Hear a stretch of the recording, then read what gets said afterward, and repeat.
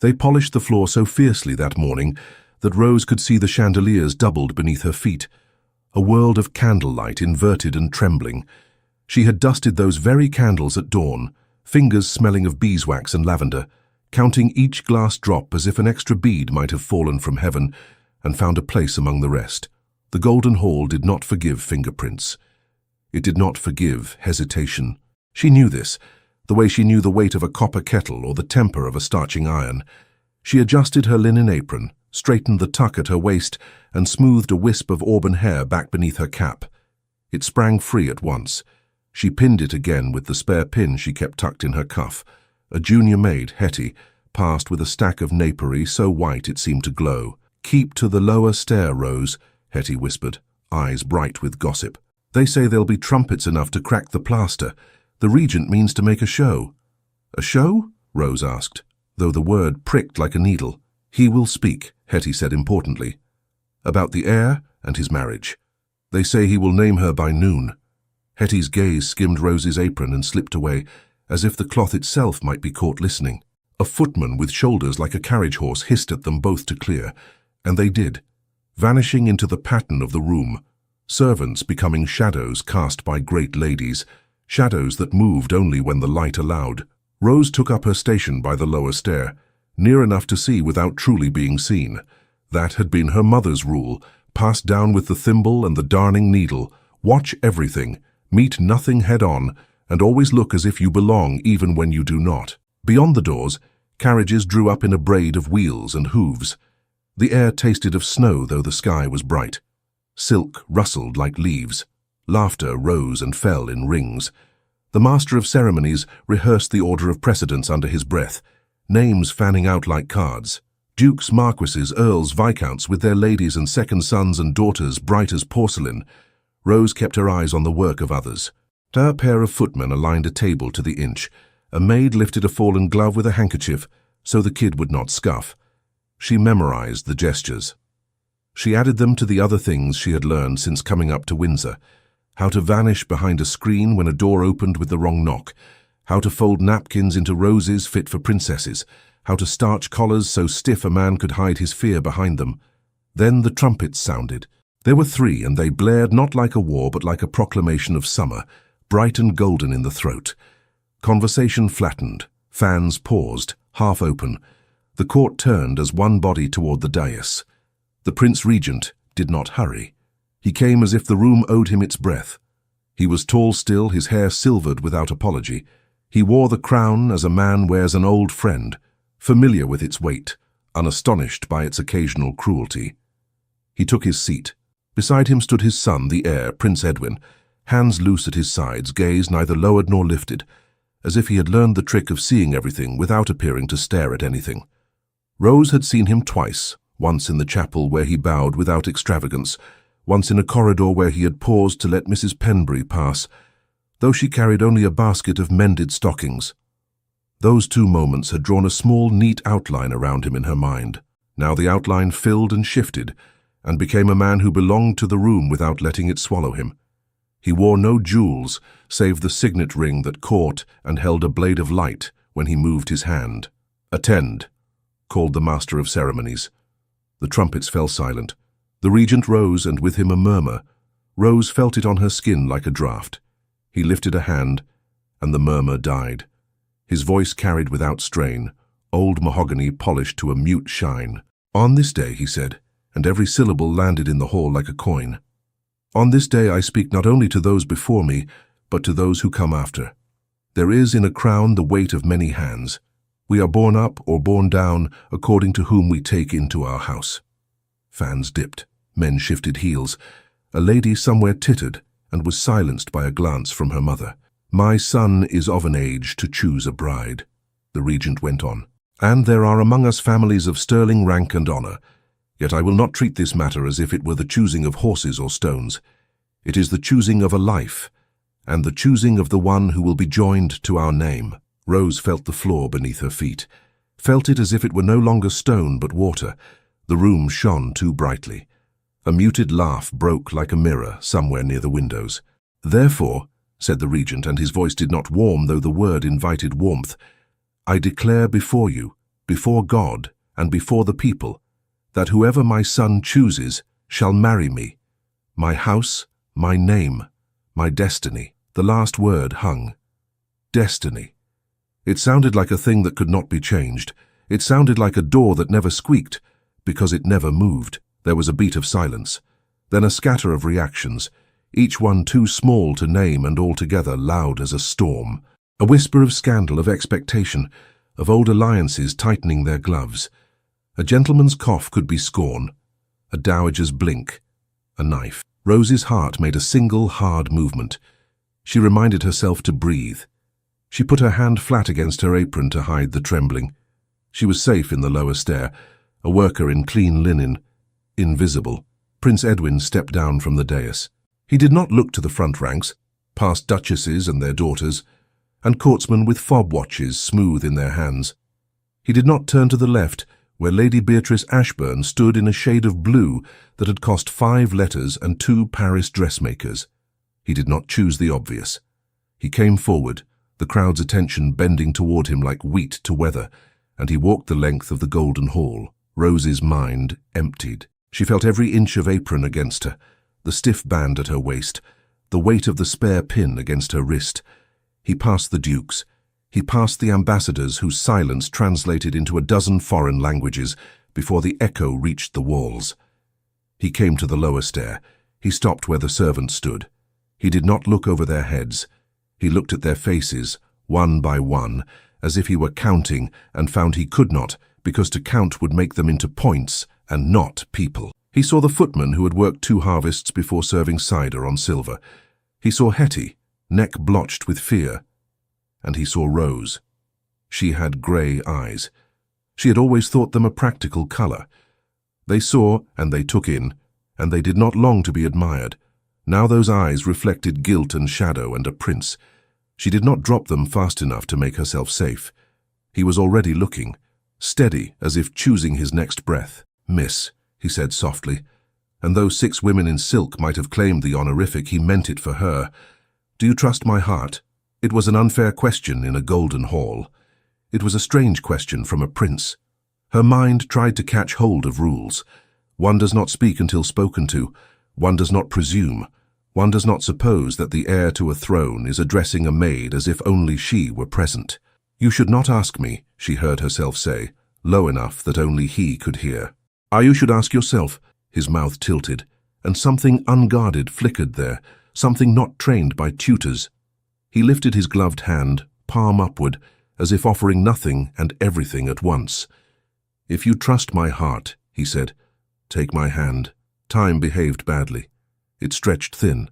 It snapped. Rose saw, as clearly as she had ever seen a scuffed boot or a chip in a teacup, her mother's hands. Not young hands. Hands that had taken linen damp from the line and shook it once to make the wrinkles fall away. Hands that had lifted a child and set her on a stool and said, not unkindly, "Look, look at how the world is made. Now do not be broken by it." The laughter reached her and stung. It was not cruel yet. It was not kind either. It was that particular rustle that says, "This cannot be serious, and if it is serious, we will make it less so with our noise." A fan snapped shut near Lady Beatrice. She smiled. The politest detonation in England. Rose's fingers moved before she knew that they had chosen. She set her hand in the prince's palm. The glove was warmer than it had any right to be. Perhaps he had stood near the fire. Perhaps his blood ran at a pace she could not match. His fingers closed lightly around hers, as one might close them around a fledgling that could fly or could not, and you never know until you lift your hand. A sound moved through the hall, not a cheer and not a groan. It was astonishment drawn out like thread. The regent's advisers forced their faces into neutrality so quickly that the mask itself showed. The Lord Chancellor's jaw settled. He looked at Rose, as if she were a line of ink that must be removed without smearing the entire page. "Your name?" the prince asked quietly, and that steadiness loosened something in her knees. "Rose Hartwell," she said. His lips shaped the syllables with gravity, as if he had just learned a word that might be used to save a life. "Rose Hartwell," he repeated for the room, though he did not raise his voice. The words travelled. They carried on gossip and on disbelief, and on a few small suppressed smiles that had no business being pleased. He lifted their joined hands slightly, not high enough for display, only high enough to make the gesture undeniable. He turned with her to face the dais. Rose's breath felt like work. The hall seemed 3 times its actual length, like a corridor in a dream. Her apron suddenly announced itself to her, coarse where silk would be smooth, plain where brocade would be storytelling, honest where everything around her was embroidery. She did not blush. She was past blushing. She was white through like linen in hard light. Somewhere to her right, a man stifled a laugh. It made a choked noise like a bird that had flown into glass. Rose did not look. She watched the steps to the dais. She had scrubbed them before, knelt with a bucket and a brush. She knew the place where one gold leaf had been repaired and could not quite hide the seam. The regent's expression did not change. He raised one hand, just as he had at the beginning. His ring flared. His palm was steady. The master of ceremonies inhaled. So did the court. Rose felt every eye fold over her, like a shutter closing. She could not imagine another life, not backwards, not forwards, that would not be rearranged by this moment. There was prayer in her bones and defiance in her throat, and her mother's simple counsel, which had never mentioned princes or destinies. The regent's hand hung above them, commanding quiet, and Rose understood that every future breath might be taken beneath that gaze. The hall spilled them all like pearls from a torn necklace once the regent's hand fell. Courtiers streamed into corridors thick with their own perfume, voices quick and bright, the way voices are when the thing said is more dangerous than the person saying it. Rose kept close to the walls. The prince had released her hand as one releases a bird once its wings have learned what air is. He did not vanish. He turned aside to a knot of men with tight mouths and older eyes. She saw his profile once more, set and calm. Then a silk sleeve closed her view and the crowd took her like a tide. "Did you see?" "A maid," someone breathed, the word a marvel and a stain. "The regent will rescind it by supper." "Let him," said another softly cruel voice. "It has done its work. We all know his son's appetites now." "Perhaps she is clever," said a third, kinder or merely bored. "Perhaps she will learn." Rose pretended to be deaf. It is a skill learned in service. It does not protect you from the feeling of being struck. By the time she reached the service door, the laugh in her ears had become a buzzing. She pressed through into the cooler dark of the passage, where the plaster smelled of lime and old wool, and the stones held winter like a swallowed secret. Inside the still room the air was lemon and lavender, honey and vinegar. Shelves lined the walls with jars of preserved peels and syrups and syringed flowers. A kettle clicked softly as steam relaxed into itself. Rose closed the door and put her back to it. Her knees did not quite give, but they argued. She found the nearest stool and sat, pulling her apron into her lap as if it could be a harbor. She did not mean to cry. She had never approved of tears in rooms where work was meant to be done. But the air was so gentle here, and the hall had been like a furnace, and the words had been hot enough to mark. Her face folded, and she pressed one hand to her mouth to keep the sound small. Tears slid into the fine interstices of linen and left a little coolness where they clung. She was grateful for the smallness of the room. She could look only at shelves, not at 1,000 eyes. The door opened with a familiar scrape of wood. Mrs. Penbury did not ask permission of hinges, when permission was a kindness and not a rule. She carried a cup of tisane and set it beside Rose's knee without comment. She did not look at Rose's face. She looked at Rose's spine. "Up," she said, brisk and soft at once. "Up and breathe. We cannot have you remembering this day as the one when you folded."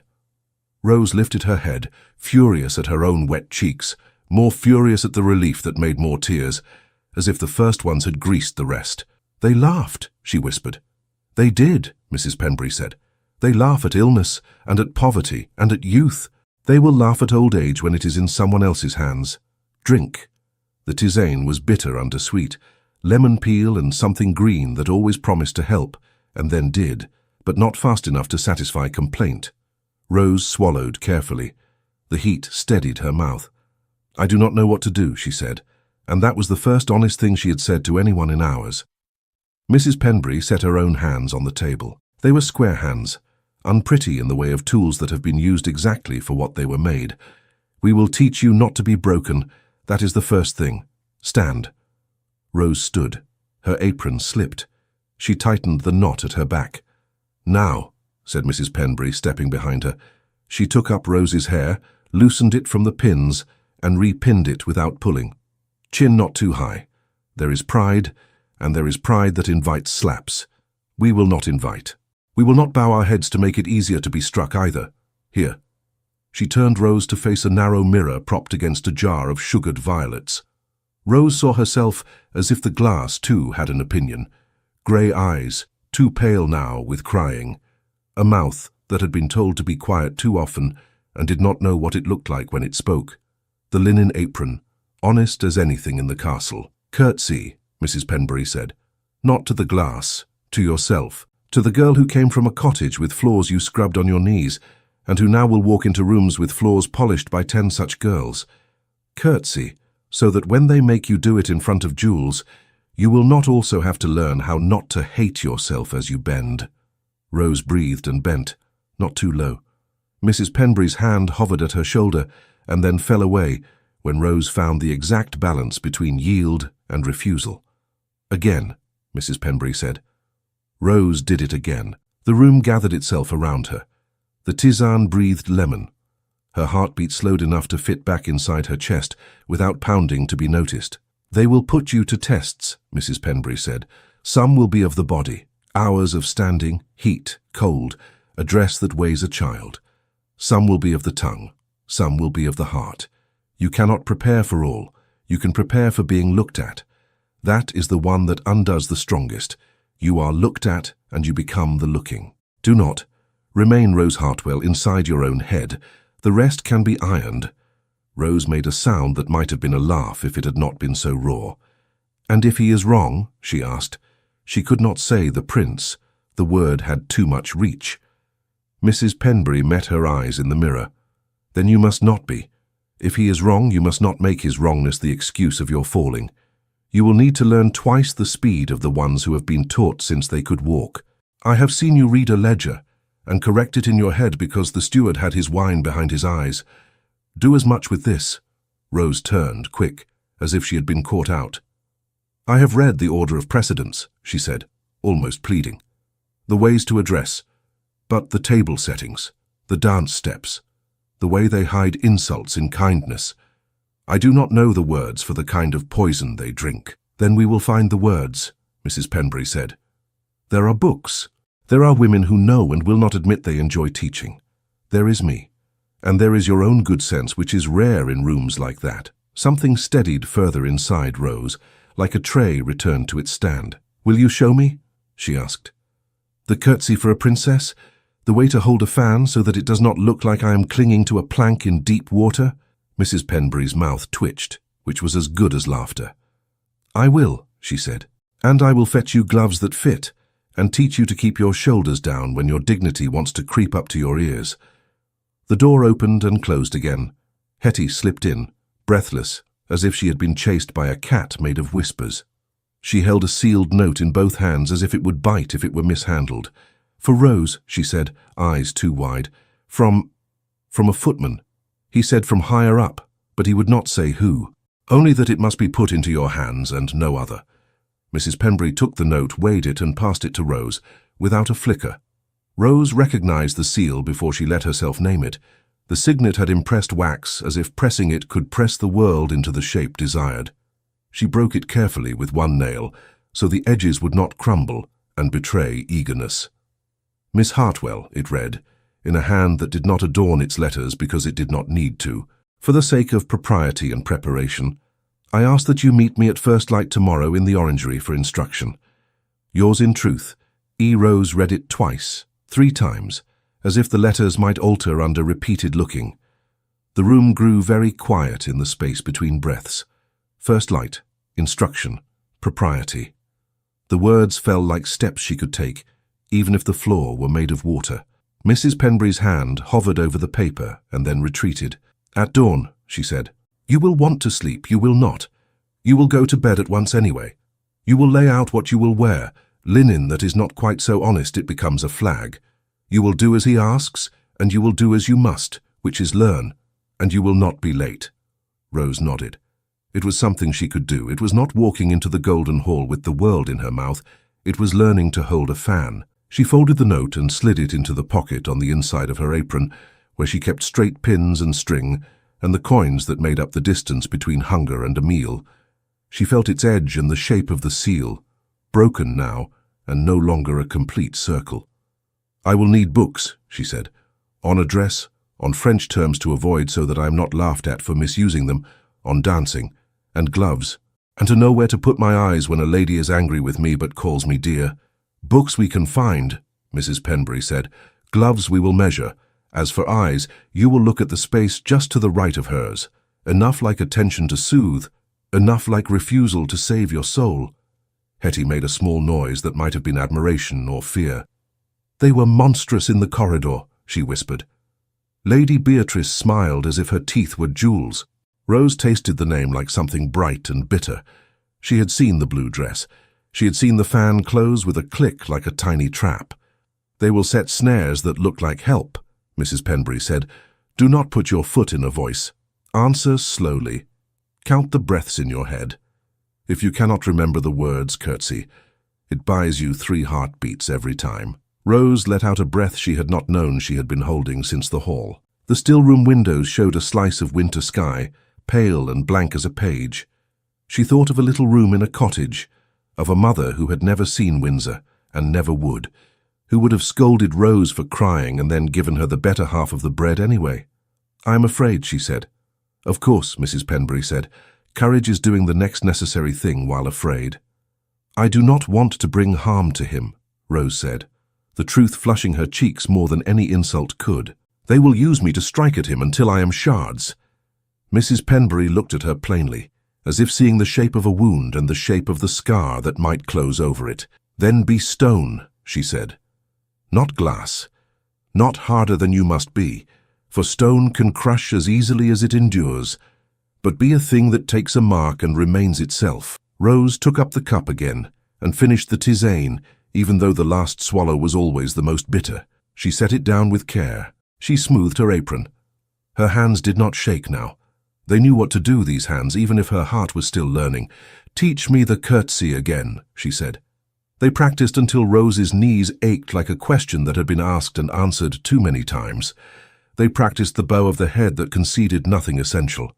They practiced the measured "Your Grace," and the different flavor of "Your Royal Highness," and the way "My Lady" could be sweet enough to hide the taste of mockery if it had to. When her shoulders finally argued for rest, Mrs. Penbury relented. "Go to your bed," she said, "and lie in it even if sleep will not have you. Think of each thing you will do at dawn. Shoes to be polished, hair to be pinned, words to be stored where your tongue can find them. Tomorrow you will be looked at again. Let them find you ready." Rose nodded and picked up the folded note from where she had set it while they practiced.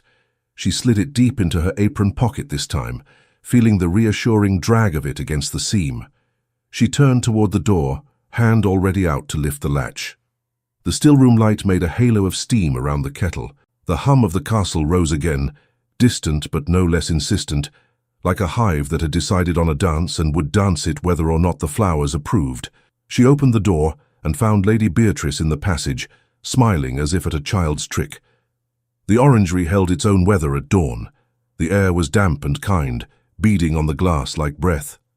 Orange trees stood in green ranks, with their small suns hanging heavy, and the flagstones kept last night's chill, as if it were a promise. Rose arrived before the light had quite shrugged free of the horizon. Her shoes whispered on stone. She had chosen the plainest of her gowns, and the apron that did not show every crease, and she had bound her hair with fewer pins so that it would not ache under the scrutiny of eternity. He was already there. Prince Edwin stood by a narrow table where someone had laid a pair of gloves, a fan, a square of folded linen, and a book as thin as a lie. He had taken off his coat. In shirt-sleeves he looked less like a portrait, and more like a man who could stand in a kitchen and hold a pot while a woman poured. He turned at the sound of her steps. He did not smile the way a man smiles to ease a frightened animal. He smiled the way a man smiles when a friend arrives on time. "You came," he said, as if this were the point on which the world turned. "You asked," she said, and hoped her voice did not tell him that she had not slept and that her heart had spent the night learning to beat quietly. He gestured to the small assembly of objects. "We will begin with names and with hands," he said. "Names to be placed correctly, hands to be placed nowhere they ought not." A breath of laughter escaped her before she could hold it back. It helped. He picked up the gloves first. They were soft kid, white as washed bones. He gauged her hands with his eyes, then chose the smaller pair. "Yours," he said. "Do not fight them. If you tug, they sulk." Rose slid her fingers in. The leather hugged her and resisted, and then yielded, a series of tiny surrenders. She flexed once, and the glove settled.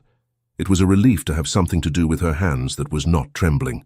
"The bow," he said, and stood before her as if they were about to dance in a room with no one watching. He bowed as a gentleman bows to a lady of rank he respects. It was not decorative, it was precise. "And you," he said, "curtsy to a man who is not the regent." She bent. The night's lessons with Mrs. Penbury steadied her. She did not lower her head so far that she could not see where to stand when she rose. "Again," he said, and she did it again. "And now, introductions. Speak the title and rise on the name. Her Grace, the Duchess of Ashburn, Lady Beatrice." He waited. "Say it." "Your Grace," Rose said, finding the place in the air where the words ought to go. "Lady Beatrice." She rose. She did not stumble over the name. She did not spit on it either, which felt like a kind of courage. "And if you are presented," he said, "to my mother." "Your Royal Highness," Rose said, her voice small and tidy. She felt the shape of fear like a pebble in her shoe. He nodded, a fractional thing, approval pared down to what a cautious court might allow. "Oh, you need not think yourself less for smallness," he said quietly. "The rooms are large.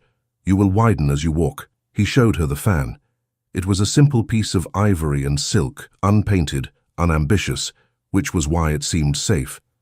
"You hold it like this," he said, placing it in her gloved hand, "not as if you were drowning and it were a plank, not as if it were a weapon.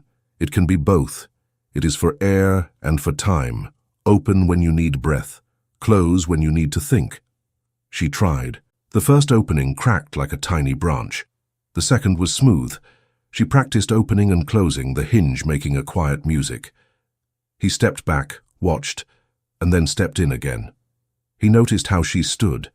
He noticed that she shifted weight to her left foot when she was uncertain. He shortened his stride when they walked the length of the orangery together to mimic an entry. He did not correct everything at once. He touched nothing, and yet altered the room simply by choosing what not to say. "You are very gentle with your instruction," she managed, after they had walked and turned and nodded to imaginary people and survived a set of imaginary eyes.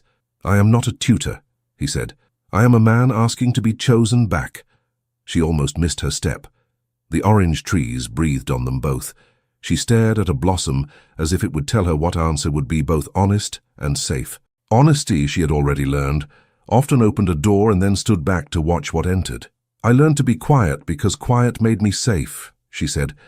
"Now I must speak in rooms that wish me silent. Then we will make silence listen," he said simply. They moved to the table. The thin book turned out to be a manual of etiquette, written by a man with more opinions than mercy. Edwin set it aside with a look that said he had been corrected by such men and did not care to be corrected twice. He demonstrated how to accept a glass from a footman without appearing to command him. He showed her where to stand, so that a lady of rank would not be forced to turn her back to the wrong person. He practiced with her the phrases that disarm without provoking. "Your courage does you credit, my lady," he said, in a tone that could smooth or slit. It can be said kindly. It can be said so that she hears only the edges. You must choose which it is before you open your mouth. Rose repeated the phrase. She tried it warm. She tried it cool. She tried it dry, and the dryness made both of them smile. He picked up the square of folded linen. "Handkerchiefs," he said, "are for tears you do not wish the room to own. If you must cry, do it where the walls forgive. If you must not, press here." He tapped the base of his own thumb, where a pulse bided its time. "It gives your body something else to do." She pressed with the glove's seam. Her heart answered like a thing summoned to rehearsal. "You do not condescend," she said, surprised enough that the courtesy might have sounded like accusation. "What would I gain?" he asked mildly. "A performance. I do not want a wife who can only recite. I was taught to speak Latin before I understood why anyone would. I will not do that to a person." She looked at him then without the caution she had been keeping between them like a fan. The orangery made a light that did not flatter fools. He was earnest, which could be dangerous. Earnesty makes banners and cliffs. Yet he seemed to understand that people are not things to be raised like flags. He reached into his pocket and drew out a small box. It was too simple for a jewel case. It did not pretend at satin. He set it on the table and opened it. Inside lay a ring bearing the royal seal. It was older than either of them. The metal had outlived 3 reigns. The seal was clear and unromantic and entirely itself. "This is wrong for your hand," he said, as if confessing a fault. "It will be fitted if you will have it. But I could not go to the goldsmith and pretend this is not what it is." She did not touch it at once. The ring sat in its own knowledge of what history is. The orangery watched. The trees did not counsel. They merely made air and fruit and shadow. "Not spectacle," he said, his voice close but not urgent. "A promise to remain. Not to drag you through rooms and dare you to drown, but to stand beside you while we teach the rooms a new depth." "You speak as if rooms can learn," she said, and did not mean to make him laugh. He did anyway, quietly, grateful. "Rooms learn slowly," he said. "People teach them. Mine taught me both fear and stubbornness. I am tired of the first." She reached then. The metal shocked her with its chill and its heaviness. She could feel the crest in the pad of her finger, the lines cut years ago by a man long dead and still giving orders to mornings like this. She slid the ring onto her finger. It was too large. It stopped at the knuckle and waited there like a general at a river deciding where to cross. She curled her hand and felt the weight settle. "You can still go back," he said, not as a man who hopes to be contradicted, but as a man who can bear to be. "I cannot go back to not being the person I was before you asked me if I trusted your heart," she said. "That person has been looked at by 100 eyes and has not broken. She is still me, but I do not think she can fit beneath the old door." He did not reach for her, which would have undone her. He bowed his head instead, the smallest of thanks. Through the glass something shifted. Rose almost turned and then did, thinking an orange had dropped. It was not fruit. It was a shadow of a man in the colonnade beyond, a shape of dark in a brightness meant to heal.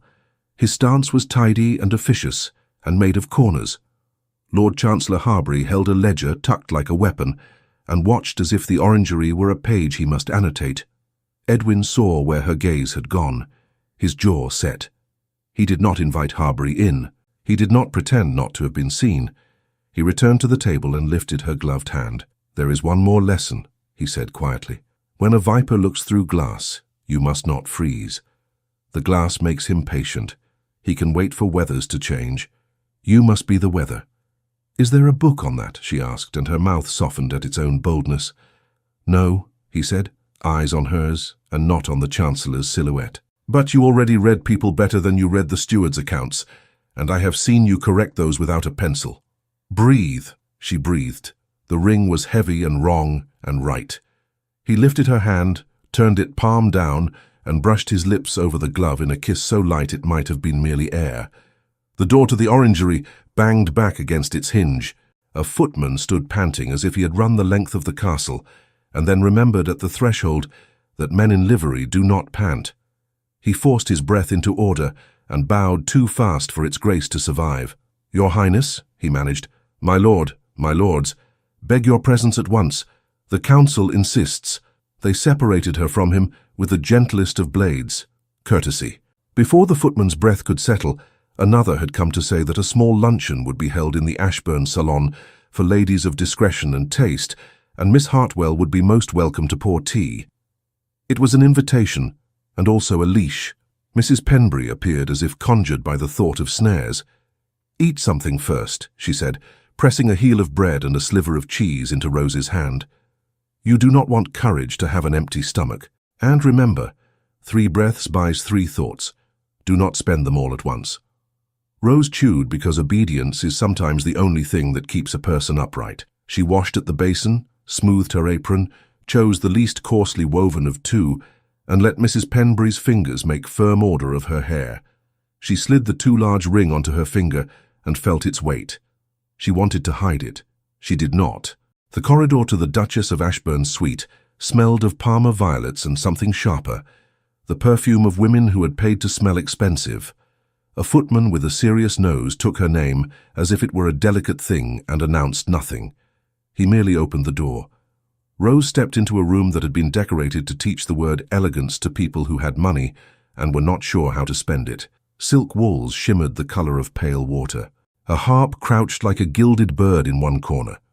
A table had been laid with porcelain thin enough that the light explored it. The Duchess sat with her hands folded in her lap as if at prayer, which made the room into a chapel whether it wished to be or not. Lady Beatrice stood near the window, the blue of her gown cut to make even brave people look twice. "Ah," said the Duchess, her voice a soft bell. "Miss Hartwell, you are good to come. We are all friends here." She made the word sound like company, in which one must still measure every bite. Rose curtsied as Mrs. Penbury had taught her, neither subservient nor sharp. "Your Grace," she said, rising on the name, "Lady Beatrice." She turned at the exact moment to include the others. A dowager with eyebrows like upright exclamation, two young ladies whose gloves looked like a second skin, a lady-in-waiting whose smile could have sliced ribbon. "Pour for us, do," Lady Beatrice said, as if offering a kindness. "We are starved for good hands. The palace is overrun with trembling ones." A laugh rippled. Rose crossed to the urn. Steam lifted and curled. She measured out tea leaves as if the moment were a recipe and not an examination. Her bandaged wrist, the one Mrs. Penbury had wrapped after yesterday's scald, held steady. She poured without spilling, gave the Duchess her cup first, then Beatrice, then the room in order of rank. The kind of order that had nothing to do with spirit and everything to do with who sat where and why. Lady Beatrice turned her cup slowly, watching the dark surface as if it held answers that would arrive if stirred. "What a brave apron," she said finally, voice light, eyes not. "So honest. Honesty is a virtue. And linen, I am told, shows every stain, which is such a useful lesson to carry into life." Rose set a saucer down where it would not wobble and let herself take one breath, 2, 3. "Linen takes a finer press," she said. "It also breathes. I have not found that true of velvet." The dowager's eyebrows lifted further, which seemed anatomically risky. The lady-in-waiting's mouth twitched and then smoothed. One of the young ladies coughed to hide a smile. Lady Beatrice did not move at all. She could have been practicing stillness as a weapon since infancy. "I have always admired the fortitude of those who make do," Beatrice said. "It is a school of virtue that spares one the distraction of triumph." The Duchess placed 2 sugar lumps in her tea and stirred once. "We are all, each in our way, students," she murmured. "Some of us graduate." Cousin Arthur drifted in like a scent that pinched the nose. He was not related to Rose, but to everyone else who counted as if their pedigrees were threads in the same tapestry. He bowed to the Duchess, grazed Beatrice's fingers with a kiss held exactly as long as gossip takes to ignite, and took up a seat at the edge of the gathering, where men who knew their worth sat and listened. "News from the council," he said to no one and everyone. "Paper moves. Men shuffle it. Great seriousness is applied to signatures. Do tell us when they finish arranging the future," Beatrice said lightly. "We will try to sit very still so as not to crease it." Rose kept pouring. She kept the pot at the right angle, the stream thin, the risk of drip managed. It gave her something to do while panic tried to climb her throat. She did not look at Arthur. She watched the cups and the hands that reached for them. Hands tell the truth, while mouths compose. "Arrangements sometimes outlast the reasons for them," said the lady-in-waiting, pretending to talk to her saucer. "The question is whether one honors the paper or the people." The Duchess's stirring stopped.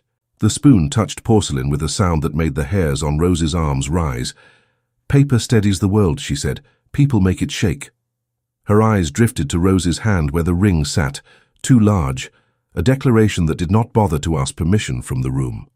The harpist, a girl barely older than Rose, began to play a tune meant to be background, and succeeded because Beatrice had chosen it. It was clean and practiced, and had no blood in it. Rose placed the last cup and stood where she had been put, not quite among them, not quite out of the way. She felt the orangery still within her, his voice still inside the skin of her ear. "Miss Hartwell," Beatrice said suddenly, as if she had pulled Rose's name from her pocket to examine it and perhaps exchange it. "What did you make of the Regent's declaration? It was so novel." Rose could count the lies in the words. She could also count the eyes now resting on her face. She chose a safe truth because safe truths are ladders when the floor has been set to tilt. "I heard him," she said. "I took the words as meant for me only when the prince spoke to me. Before that, they were a room full of sound." "And now they are what?" Beatrice asked. The question balanced on a fingertip. "Words I am obliged to learn to live inside," Rose said. "Like anyone who hears a promise made and must become the kind of person who can keep it." "Very fine," Arthur murmured. "So practical. One could almost forget this is a fable and not a ledger." The Duchess looked past Rose to the doorway. As if summoned by the glance, a small boy in Ashburn livery darted in, whispered to his mistress, and darted out again like a messenger in a battle painting, whose presence makes the scene both official and urgent. "Forgive me," the Duchess said to the room, with a smile that forgave nothing. "We have had our own papers at the council these many months. It is fatiguing to move treasure without spilling, is it not? An arrangement is a delicate cup to pass hand to hand." She placed her cup down. The gentle sound of porcelain on porcelain trembled in the air. "To prevent embarrassment on all sides," she continued as if announcing the weather, "an engagement will be drafted today, for all our sakes." The young ladies blinked. The dowager made a small sound, like a chair leg scraping a floor. Beatrice's lashes lowered and lifted, as if bowing to an invisible partner. Rose felt heat move into her face, and then leave again, taking feeling with it. She found Mrs. Penbury's advice in the place where panic had wanted to live. Look just to the right of the eyes. Count 3 breaths. If you cannot find words, curtsy. She did not curtsy. She did not move. "That is wise," she said, though the words tasted like tin. "It spares what can be spared." "Ah," Beatrice said softly, with the admiration one gives a child who has just stood without help. "Such sense. One might almost believe you have been practicing your poise for years." "I have been practicing my balance on narrow stairs," Rose said. "It is a transferable skill." The harp played a melody that once had been something a shepherd sang on a hill, and now had been sanded smooth for a salon. Rose kept her hands folded so that no one could see the ring slide a fraction, and threatened to fall. She pressed her thumb to it, and it settled. Another door opened, nearer this time. Lord Chancellor Harbury stepped inside without apology, because he was the sort of man who considered apology a form of theft. He bowed as much as his joints allowed to the Duchess, and less to the rest of the room. "Your Grace," he said, "forgive the intrusion. Matters move and must be shepherded." He glanced at Rose very briefly, and in that glance wrote 3 sentences, none complimentary. "Do summers move?" the Duchess asked dryly. "Or do men pretend to arrange them?" "Both," Harbury said. "One must time harvest." He withdrew as smoothly as a knife from a sheath. The message he carried with him stayed in the room like a scent that sours the air. Rose felt the walls contract and expand. She had the sensation of standing in a dress that belonged to someone else and trying not to trip on the hem. She could not bring herself to meet Beatrice's eyes for fear of finding pity there, which would be worse than perfect disdain. The lady-in-waiting leaned toward Rose as if to smell the tea. "There are as many ways to be married as there are people who have done it," she said very softly. "Some of them are survivable." Rose nodded without knowing what face to wear. Her own felt like a mask that had been left on a radiator. A little commotion at the door saved her from crafting a reply. A servant, not Ashburn, not Palace, but a runner sent by the castle's inner machinery, skidded to a stop before the threshold and remembered abruptly that rooms like these do not like to be startled. He waited to be noticed. The Duchess flicked her eyes at him. He crossed to her and bent so low his words could not be called speech. The Duchess's mouth curved in the barest suggestion of sympathy. She lifted a finger, and the boy turned to Rose. "For you, miss," he said, and offered a folded paper on a small tray that had been pressed into his hand to make the errand look like a ritual instead of a collision. Rose did not want to take it. She did. Her name was inked on the outside in the same hand that had written Miss Hartwell, the Orangery, First Light. The seal was not the signet. It was the Chancellor's, the wax a sullen red. She broke it. The words inside were few, each one placed as if with a chisel. "Return the ring tonight, or the announcement goes forward tomorrow without you." The paper scraped her skin as if words could be knives. "Return the ring tonight, or the announcement goes forward tomorrow without you." She folded it once, twice, until it felt like something small enough to swallow, and slipped it beneath the waistband of her apron, as if her own body could hold back the tide of it. The rest of the luncheon moved on without needing her. They were expert navigators of other people's storms. Rose curtsied again at the door, though she could not have said to whom, and escaped the way water finds a crack, not fast, not slow, simply with intent. She did not go to the still room. She did not seek Mrs. Penbury's counsel, though it was a compass that had already saved her from spinning. She walked toward air. The castle's corridors, with their tasseled gravity and portraits that watched, had begun to feel like a practice in breathing through cloth. She wanted sky uncurtained. She wanted earth under her shoes that no steward had ordered swept for an archduchess. The East Gardens gave her both. Their alleys of box and stone urged quiet, not out of ceremony, but out of respect. A fountain spoke to the afternoon in the voice of water that is content to repeat itself. A hawthorn hedge, winter bare but already thinking of spring, traced a low, thorny line below windows high enough to house opinions. Rose's hands found each other in front of her, and did not know what to do with themselves. The ring sat at the base of her finger like a steady weight, like a word that would not stop being said. She turned it, and felt her skin complain. She thought of taking it off and could not. She thought of never taking it off and could not. The difficulty was not the metal. It was the vow it represented, made by a man to whom vows were bread and breath, and accepted by a woman who had never before stood at the center of anyone's promise. A crunch of gravel. She did not turn. She knew that sound already. He had a way of walking that did not hurry and did not prove itself with noise. He came to stand beside her, not in front. The air shifted as if to include him without disturbance. "I did not send for you," Edwin said, quiet in the garden's old ear. "Forgive me that I came." "I did not know where else to go," she said. "The walls carry words. The hedges keep them." He looked down at her hands. He saw the twist of the ring and the reddened skin. His mouth hardened and softened at once. "They wrote to you." "They did," she said. She could not say the Chancellor's name in this clean air. "They are efficient men. They can set the hour of a sunrise if one gives them a pencil." His breath made a cloud in the cold and then disappeared. What did the paper say? She wanted to lie for the space of 3 breaths, to be spared hearing her own voice put his danger into the world. She could not. "Return the ring tonight, or the announcement goes forward tomorrow without me." He closed his eyes for one heartbeat, long enough for patience to collect itself again. When he opened them, they were not on fire. They were a steadier light. "They have been drafting that announcement for a year," he said. "They wanted to place it as one lays a stone. I have stepped where they did not expect me. Stones are easily offended." "I do not want them to crush you to make their point," Rose said. She surprised herself by the heat in it. She surprised herself again by not apologizing for the heat. "I do not want to be the excuse they use to harm you. I am not made to be a cudgel." "No," he said. "You are not a weapon.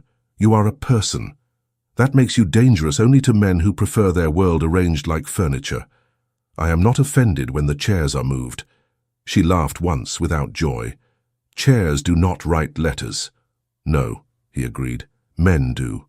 Men who have never watched someone like you learn a room's measure and hold it to account with a steady hand." She stopped twisting the ring. "They will say you chose me to defy them." "I could have defied them with a dozen other choices that would have cost me less," he said. "I could have chosen a widow whose name would provoke, but not scandalize. I could have chosen a foreign princess who would confuse them into courtesy. I chose you because you were the first truth I had seen in a room bred for performance." She had nothing for that for a moment. Truth is often a kind thing said, like a blade. It cuts away what is not essential and leaves a person cold and known. "You must think of your house," she said, and the word felt strange in her mouth like a borrowed glove. "Of your people, of what a crown owes to a country. I have learned these phrases in the last 2 days, as if they were new prayers, and I do not know if I am pronouncing them wrong." He turned to face her fully now. The winter light found every honest line in his face. "A crown owes its people many things," he said. "Among them the habit of choosing what is right because it is right, and not because it looks beautiful in a painting. If I do the first and cannot teach the second with joy beside me, then I will teach it with stubbornness alone. I would prefer joy." She wanted to reach out and find his hand because her own hands wanted work, but she knew that to do so would empty her of words. She kept them close. "They will ruin me," she said. "If they cannot use me to ruin you. They will ruin me so that I will be the cautionary tale whispered to any person who forgets herself and looks up from her work when a prince speaks." His jaw shifted. "They will try. You are not ruinable in the way they think." "You have not seen me cry in the still room," she said. "I am ruinable, I'm afraid." "Courage," he said, "is a habit in frightened people." Then, with the carefulness of a man who knows the weight of small words, "I do not ask you to be used. I ask you to be yourself. The rest we will do together." Silence held steady between them. The fountain measured it with water. Somewhere high, a shutter clicked open. Someone, or several someones, observed. Rose did not look. Edwin's gaze flicked once upward and then settled again on her face, alert without flinching. He had been raised where eyes were a weather as real as rain. "You must not decide for me," she said, finding the sentence by touch. "I am trying not to," he said. "I am trying to tell you what I will do if you decide for yourself, and it makes men in wigs cough into their papers. What will you do?" "I will stand with you," he said, not lifting his voice, which made the words more profoundly heard. "I will ask for formal acknowledgement in the Golden Hall. If the hall refuses, I will ask again, correctly, until their refusal is an error of etiquette. If they strip me of favor for my insistence, I will wear that stripping as if it were a uniform. I will not recant." It sounded like a man describing an afternoon's work he had already planned. She felt both heartened and warned by it. "What if I cannot bear it?" she asked. "What if the looks are a weight and the laughter is salt, and I cannot carry this and the world both?" He took one step closer, not touching. He did not mistake how much space costs a person when everyone else feels entitled to it. "Then we will not carry the world," he said. "We will carry only what is ours. There are rooms in this place where no one will intrude. There are gardens, this one and the ones beyond it. There are dawns and evenings that belong to no chancellor. There is my mother, who knows certain varieties of sorrow and will not, I think, allow this variety to make itself comfortable." Rose's eyes lifted at that. "Your mother," she said slowly. "I do not know which of her faces I saw in the hall." "You saw the face that holds the nation's breath," he said. "It is not her only one." He smiled, brief and private, with the past for company. "She taught me to read when my tutors made letters into punishments. She taught me to apologize to the cook when I called a dish by the wrong name, not because it embarrassed me, but because it demeaned someone's work. She has been a queen longer than I have been a son. She knows what it is to stand where the floor is watched." As if conjured by her own mention, the princess mother appeared at the far end of the path, not accompanied by a procession, but by a single lady-in-waiting who walked 2 paces behind and kept her eyes on the gravel as if it told stories. The princess mother did not approach them directly. She took a parallel walk, the way polite people do when they do not wish to overhear, and will do so anyway because ears are not doors. She paused by the hawthorn. She touched a branch with one gloved finger. "Early," she said to the air. "It budded early last year as well. The gardeners will be insufferable if they can claim credit." Her voice carried without targeting. Rose bowed her head just enough to be seen to have manners. "Your Royal Highness," she said. Her mouth remembered the shape Mrs. Penbury had taught.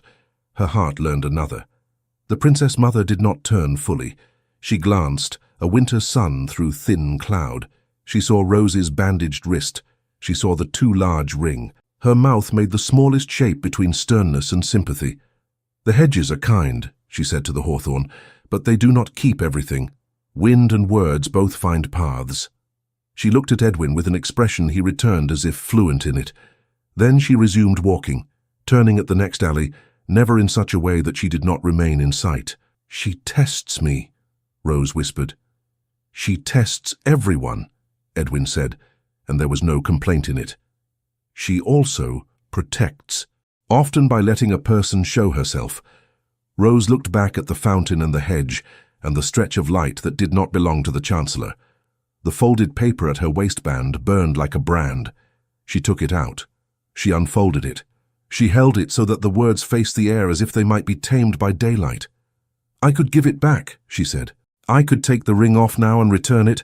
And then the arrangement would be announced and you would marry a woman whose name fits next to yours like a piece of furniture in a plan. I could go back to polishing floors that reflect other people's decisions. I could make a virtue of disappearing. You could, he said, the first admission of grief not at the idea, but for her. And you would still be yourself. You would still be the woman I chose when I was told to choose a title. She looked at him, grateful for the sentence and irritated with its gentleness because it made crying easier. She did not cry. She pressed the place at the base of her thumb where pulse and pressure can confuse each other. If I falter, she said, and the words shook like a bridge in wind, do not despise me. He flinched, not from her, but as if struck in some inner place the court would never see. If you falter, he said, I will steady you. The princess mother paused again at the end of the walk. She did not turn. She reached into the hedge and brought out a single hawthorn twig, careful of the thorns, as if reminding anyone who watched that beauty without difficulty is for paper, not for people. She gave it to her lady to carry. It was an approval in a language that did not sign its name. Rose put the Chancellor's note back under her apron and felt that it could not decide whether to be heavy or light. She took a step closer to the fountain and looked at the water. It did not change for pronouncements. It did not freeze at frowns. It went on making its small, patient law. Tomorrow, Edwin said, they will blow trumpets and read words as if the wind carried them here from a mountaintop. I will speak. I will ask for acknowledgement in language that cannot be dismissed. I cannot promise you that they will be pleased. I can promise you I will not be cowed. She nodded. She did not trust herself to speak. She felt the shape of her next breath. It had a weight and a warmth. It felt like a decision not yet with a name. They walked once around the square of the fountain without talking, the way people do who have said too much and enough for 1 hour.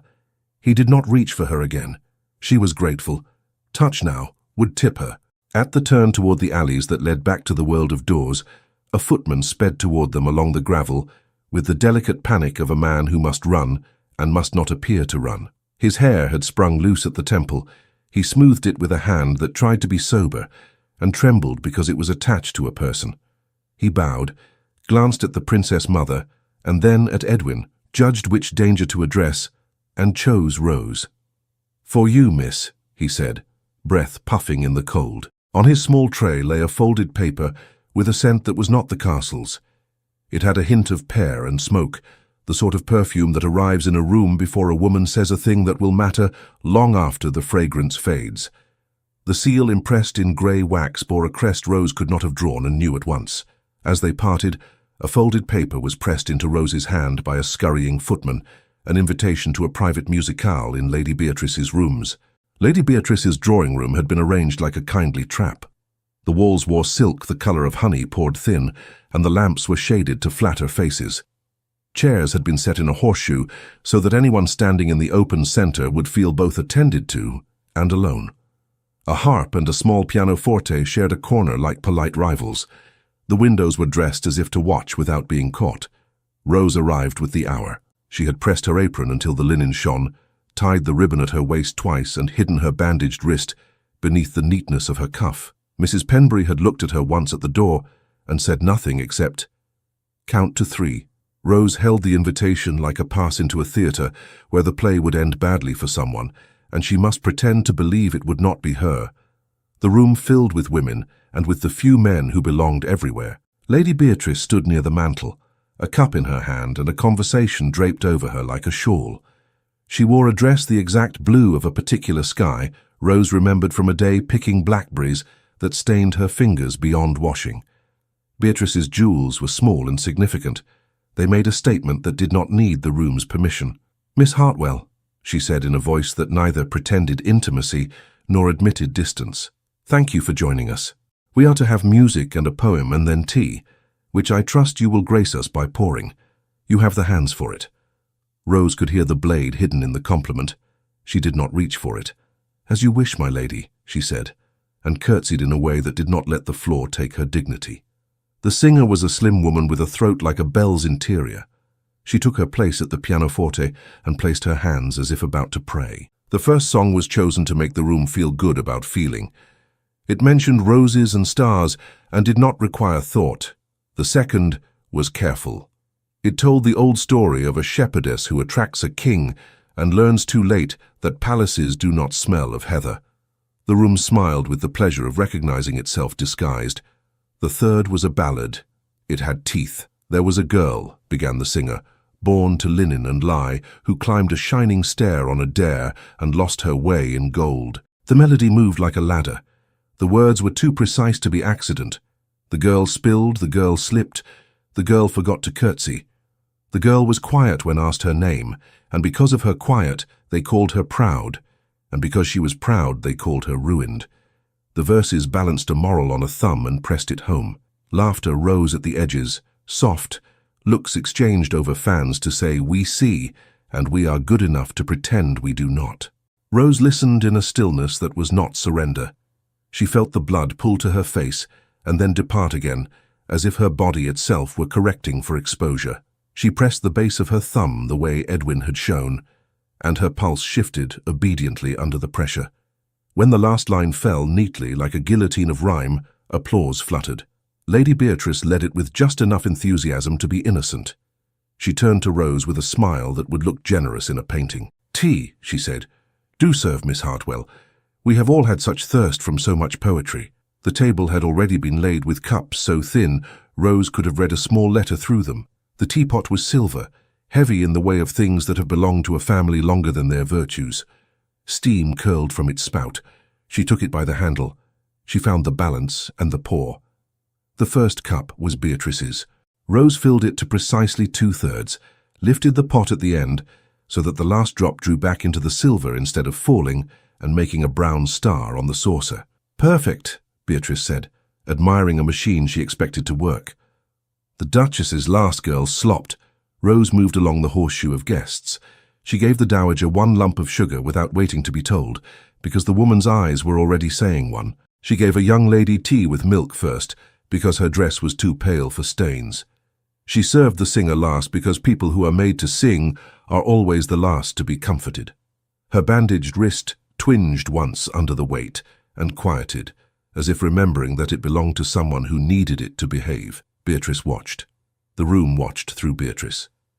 This is how rooms watch, not all at once, but in segments that amount to a whole. When every cup had found a hand, Beatrice gestured to a small space near the center. "Miss Hartwell," she said sweetly, "a word. We were all so moved by the last song. What did you think of its lesson?" Rose stood where she was placed. The carpet marveled at itself under her shoes. "Songs teach what their singers believe," she said. "Sometimes they teach what a room already thinks and enjoys hearing again." A murmur. Someone's cup clicked too loudly against a saucer. Beatrice's smile altered by a degree no layperson could measure. "And what do you think?" Beatrice asked, gentler. The hook went in by silk. "That rising is not theft if it is an answer," Rose said. "That a person may be called out of her place by love or duty, and that if she goes she must learn quickly and not apologize for learning." It was not defiance. It was not meekness either. The lady-in-waiting from the other day nodded once where she sat, as if marking down a line she wanted to remember. The dowager made a sound like a swallow of approval disguised as a cough. One of the young women bit her lip and then let it go so that her mouth did not look like it had been made to hold back laughter. Beatrice lowered her lashes, raised them again. "One must be careful," she said, "that learning does not become presumption. There are lines. We keep them so that chaos does not ask for tea at the wrong time." Rose did not look at the Chancellor's shadow in her memory. She glanced instead at the harp, at the handprints invisible on its gold, where a player had practiced scales until her fingers made sense. "I am trying to learn where to stand," she said. "If I err, I will do it politely." Something like approval, faint and unwilling, loosened Beatrice's posture for a second and then vanished.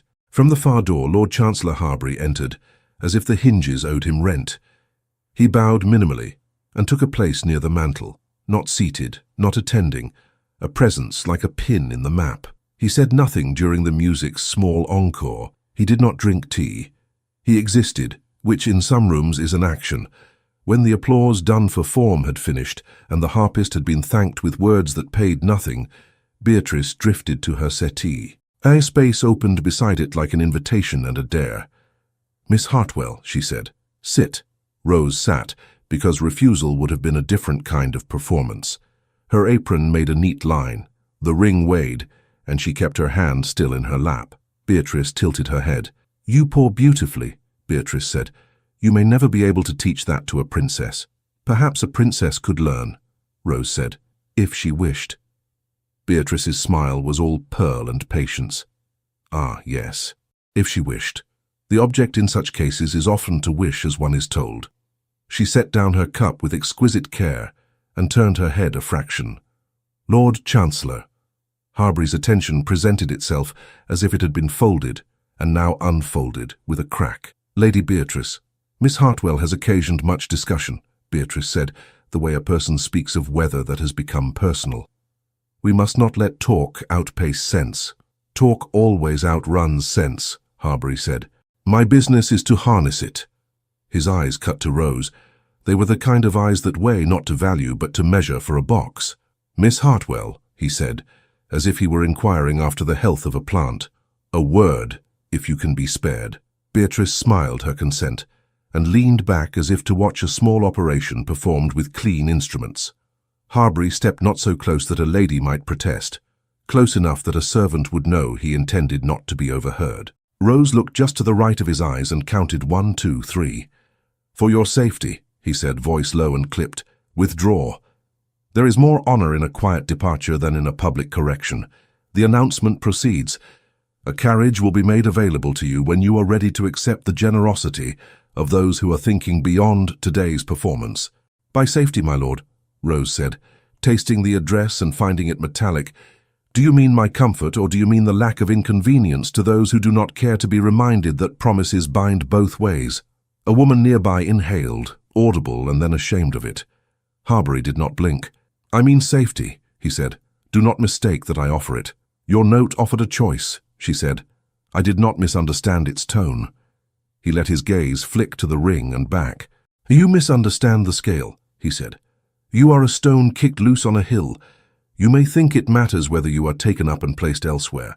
What matters is whether the path below remains walkable. Go home." Her mouth wanted to say, "I have none." She did not say it. "I will consider," she said, because it was the only answer that did not break something that would be dear to mend. "Do not consider too long," he said, and left the way a door closes. Beatrice leaned in with a mouth arranged for sympathy. "Some men think the world is steadied by removal," she murmured. "They take away what frightens them and congratulate themselves on stability. It is very dull of them." Rose could not tell whether the words were offered as an alliance or as a test. She could not afford to ask. "Thank you for the music," she said instead. "It suited the hour," Beatrice said. "One tries to choose appropriate lessons." She glanced at Rose's bandaged wrist, and for a single beat her poise wavered into something like concern. "Be careful," she said very softly, so low it could be mistaken for the movement of fabric. "The palace is full of small accidents." The gathering dissolved by degrees. Women left in pairs so that departure would look like gossip, not retreat. The singer curtsied to neither Beatrice nor Rose and slipped out as if she knew that rooms take more than they give. The harp made a last little sigh as a string settled. Rose stood when it was time to stand. She curtsied to the Duchess, who had arrived late and left early, which is itself a language. She inclined her head to Beatrice, who returned it with the slow grace of a cat, who cannot be hurried and cannot be convinced it is not royalty. She walked toward the door with her eyes on the space just to the right of whatever face confronted her. In the narrow passage outside, the air cooled. She was halfway to the turn when a maid stepped from a side door too quickly. A tray balanced in her hands, a teapot at its center, sending up a steady line of steam. The girl's eyes widened at the sight of Rose, and her hands jerked a little, enough. The pot tipped, the lid rattled and held, the spout threw an arc. The scalding water struck Rose's wrist, found the edge of the bandage, and bit through to skin with a heat so immediate it was like being found by fire. Her breath broke in her throat, and the gasp that escaped her cut the corridor like glass. Pain is a swift teacher. It taught her the lesson of heat in a single breath. Rose staggered back against the panelled wall, the tray girl stammering apologies that fell like beads and rolled away, useless.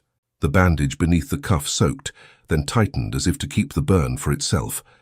Rose swallowed the sound that wanted to climb out of her throat and failed to keep all of it down. Still room, she managed. Her voice was not a word so much as a direction. They got her there the way a house moves a fragile vase, by intention more than speed. Mrs. Penbury was already at the cupboard when Rose crossed the threshold, the door closing on the corridor, as if shutting out weather. Vinegar, cool and thin, lay in a basin ready. Cloths clean. Laudanum measured to the drop, because too much kindness can be as bad as cruelty. "Sit," Mrs. Penbury said. "Gloves off, sleeve up." She did not ask what had happened because the blister beginning to rise had a vocabulary of its own. She dipped a cloth, wrung it crisp, laid it against the skin with the judgment of a woman who has spun 1,000 aches down to their proper size. The burn hissed under the cool. Rose's breath ended and began again. "It slipped," Rose said, "because sometimes one speaks for the record." "Let us call it that," Mrs. Penbury said, and on the words compacted something that might be anger into a neat, useful shape. They will, in any case. The room smelled of vinegar and lemon, and the faint sweetness of honey that had once glowed on spoons. The walls drew close in a kind way, like hands cupped around a candle. Rose watched the cloths change from cool to warm, from clean to stained, and return from the basin obedient and ready. "You will say I must not let this undo me," Rose said. The tremor had left her voice for the moment and found her fingers. "I cannot even pour tea without punishment finding me." "You poured perfectly," Mrs. Penbury said. "Do not steal your own credit from yourself. As for punishment, the palace is full of small accidents. We will treat this one, and we will also not forget who was holding the tray and who is newly eager to please people who do not know how to carry cups. That girl will be made to pay for someone else's lesson if we are not careful." Rose closed her eyes. The orange glow of pain pulsed behind them. "I am tired." Mrs. Penbury bound the wrist with clean linen, her hands steady and square. "Of course you are. They are hoping to tire you. Fatigue makes fools and martyrs. We will make neither." "How?" Rose asked, and the word fell out of her like a coin given too quickly, as if paying could end a debt. "By choosing what you can live with in the dark," Mrs. Penbury said, fixing the wrap the way one fixes a loose board. "There is night in every life. Some nights are long halls. You must decide which you will use to cross and which you will sit in until morning. Tomorrow, the herald breathes in. Are you breath or are you silence?" Rose opened her eyes. "I do not know yet," she said. "Then we will build you a place to stand while you decide."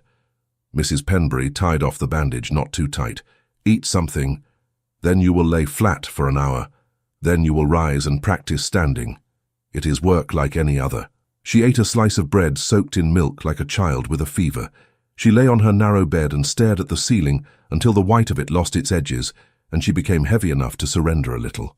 When she woke, the light had moved and the castle's hum had changed key. It was later, or it was earlier in a harder day. The still-room door cracked. Hetty slipped in and closed it with the care of a person inserting a last stitch they hoped would not show. Her eyes were two versions of news. "Half the hall says you screamed because you are soft," she whispered, outraged for Rose, as if outrage could be a shawl. "The other half says you did not scream and so you are hard and the prince will be bored. The kitchen boys are laying bets on what colour the Duchess's carriage is. They say it is already in the mews." "Is it?" Rose asked. Hetty shrugged in the way of people who traffic in what they cannot quite confirm. "I saw a coach with a crest I cannot draw. It looked like money pretending not to be excited." "Thank you," Rose said. "Information matters more than whether it can be used at once." Hetty hovered, wanting to do more. Rose touched the girl's sleeve. "Go," she said. "Do not let me be a reason you are scolded." When the door shut, Mrs. Penbury and Rose looked at each other and did not need to say, "Of course." The afternoon stretched taut. Somewhere pages were written and unrolled and pressed beneath weights. Somewhere a seamstress pricked her finger and was scolded because her blood belonged to a dress a lady would not pay for if it showed. Somewhere the regent rubbed the corner of his eye and did not say that his son's insistence had begun to remind him of a woman he once disappointed. The castle gathered itself the way a body draws a breath before a plunge. A boy came late with a note. He did not know better than to grin at the sight of Rose, new famous without profit. "For you," he said, and held out a square of paper that did not carry perfume or the Chancellor's sour wax. It smelled faintly of clean ink and the last hour in the orangery. She took it and broke the seal. "I will not recant," it said. If they require forms, I will give them forms. If they require courage, I will give them mine, and borrow yours when mine runs thin. If they require cruelty, they will find I am unskilled in it. Be where you can be at dawn. E. Her hand steadied around the paper. She read the lines twice and could have repeated them if called to from sleep. She folded the note and tucked it down where the Chancellor's had made its blunt nest. 2 words rubbed against each other: recant and dawn. The evening brought girls with basin and soap to wash steps that would be walked by people who believed their feet did not touch earth. It brought a hush in the servants' hall that had more weight than laughter. It brought Cousin Arthur's voice near the scullery, bitingly merry, telling 3 versions of the same story in which the girl always lost, and the prince always discovered the value of obedience. Rose passed the doorway and did not alter her pace. She could feel the look slide over her, sticky as molasses. A woman in a plain cap turned her back to Arthur as he spoke and began to scrub the table, harder than necessary, as if cleanliness might fend off unclean talk. That was its own kind of help. In her room, which had once contained a maid whose name the place had not bothered to keep, Rose lit her small candle and set it steady. Her bandaged wrist felt like a tight bracelet. She laid her apron on the bed and ironed it with the care one gives to a flag before a battle, though she did not think the word. She thought only, straight, smooth, honest. When the cloth lay like quiet water, she folded it in tissue saved from a parcel and tied it with thread. She laid it in her reticule, not hidden, not displayed, available. She practiced breathing. She stood with her feet a little apart, knees not locked because locked knees betray. She found the balance Mrs. Penbury had pounded into her bones. She curtsied once to the door, feeling faintly foolish and a little steadier. She spoke aloud the words she was willing to say in a room full of eyes, and she fled from those she was not ready for. She would not learn lines she did not believe. Night ran its thumb over the castle's stones. People went to their beds and did not sleep. People stayed awake and wished to be allowed rest. The great clocks ticked like measured forgiveness. Rose dozed and woke and dozed again, the bandage reminding and then letting her forget. Once she rose, carried by no plan but the need to move, and stood in the corridor while the silence pressed itself into her ears. She returned to her bed, and knew she would be taken out of it again by the castle's will before her own invited her rise. Gossip gathered in small eddies outside her door and moved on. She heard her name and the prince's like 2 coins being tapped to prove they were not counterfeit. She heard the word annal and the word destined and the word lesson used as a threat. She heard laughter near and far. She heard the soft talk of maids who were kind as bread, who said her hands looked tired and that her apron was the neatest thing in the place. She heard Mrs. Penbury step once and felt something loosen inside her just to know that sound. When the candle had burned almost to the brass, when midnight was close enough to smell, a bell tolled from somewhere deep as if the castle were a body, and this, its heart. Rose sat up. The air was colder at the level of her chin than at her hands. The strike faded into a hush that felt deliberate. A lighter step came down the corridor, and with it the scrape of paper against wood. Something was pinned to her door with the small, decisive stab of a tack. She rose and opened it. A herald's boy stood there in livery too large, proud of his task and a little unnerved by her face, as if he had expected either beauty or ruin, and had found a person instead. He touched his cap and fled, his duty fleeing after him. On the paper, in the round script used when rooms must be moved like chessmen, the words stood like small soldiers. Assemble at dawn in the Golden Hall. Dawn began as a rumour. The castle felt it first, stone loosening from the night like a hand unclenching. Lamps guttered in corridors where no one loved them, their light thin and stubborn. Rose rose at the first change in the air. She dressed without hunting for courage. She assumed its presence as one assumes a pulse. She washed quickly, pinned her hair with calm fingers that remembered their work, and drew on the gloves that made her hands look like secrets. The bandage beneath tugged once, as if to remind her it was there, and then behaved. She took her apron from where it lay folded in tissue and did not tie it on. She smoothed it, a palm pressing blessing into linen. She folded it again and laid it in her reticule, an honest square that made the bag's shape less elegant and more truthful. In the pocket of her apron, which she did fasten around her waist because it was the pouch that held both her money and her notes, She placed two pieces of paper that did not get along, the Chancellor's blunt command and Edwin's stubborn promise. The ring slid where it always slid and sat where it always sat, heavy as a decision that had already been made and was waiting for its name. The corridors were cold enough to make a person believe in simplicity. Their breath marked the air, then vanished as if not to take up more space than allotted. She passed a maid who was too young to hide worry and nodded, and the girl's shoulders loosened by a finger's width. A footman, older, touched his forehead, not because he forgot himself, but because he remembered the morning she had fetched him vinegar for a cut hand. People have memories. Protocol sometimes pretends they do not. She crossed into the cloister where the air collected itself between stone and grass, as if deciding whose side it was on. Edwin waited there, not leaning, not pacing, simply present. He looked at her bandaged wrist and the way she held her arm, and something flared and cooled in his eyes like a hearth coaxed beyond itself, and then trained back into steadiness. "I am sorry," he said, and she heard the words he did not use. "I am furious.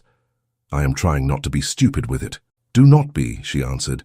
"It made me practice counting to 3. He breathed out a laugh that made room. "You look ready." "I am as ready as I am," she said.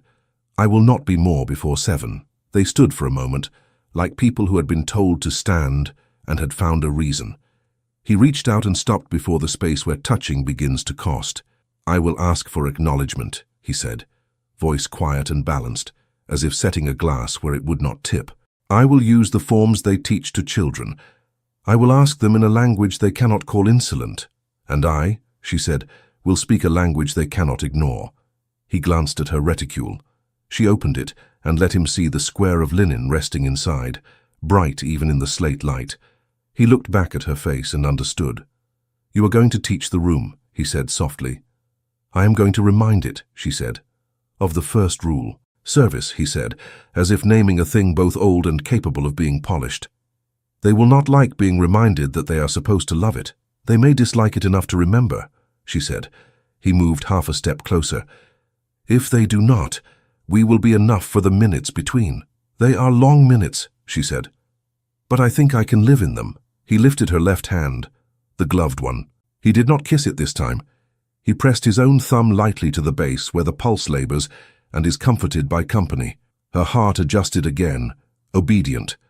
A bell called from somewhere beyond, as if the morning itself had been given orders.